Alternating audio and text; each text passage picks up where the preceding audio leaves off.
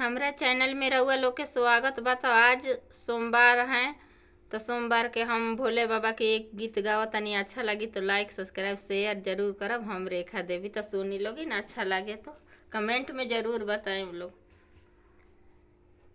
भोले बाबा की जय। सब कोई के बरवा मिलले हाई फाई दुल्हवा, गौरा के बरा बउरहवा हो। सब कोई के बरवा मिलले हाई फाई दुल्हवा, गौरा के बरा बउरहवा हो। काहे लगी कैला गौरा यातना तपस्या, बरवा मिलले बउरहवा हो।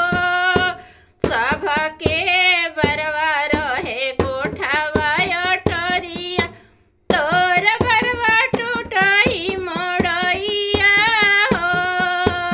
काहे लगी कैला गौरा यातना तपस्या, बरवा मिलले बउरहवा हो। सब कोई के बरवा खाले पूड़ी रे कचौड़ी, गौरा के बरा धंग धतुरवा हो।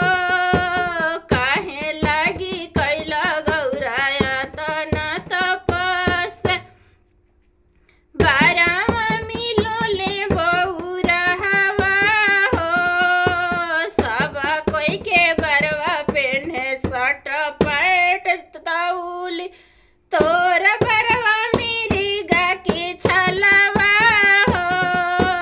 काहे लगी कैला गौरा यातना तपस्या, बरवा मिलले बउरहवा हो।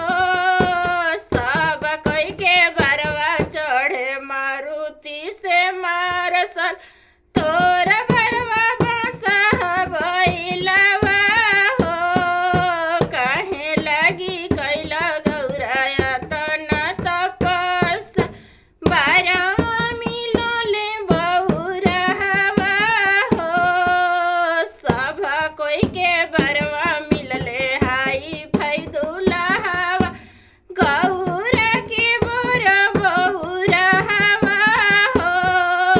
काहे लगी कैला गौरा यातना तपस्या, बरवा मिलले बउरहवा हो।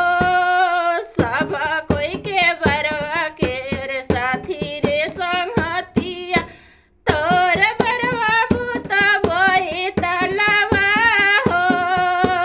काहे लगी कैला गौरा यातना तपस्या, बरवा मिलले बउरहवा हो।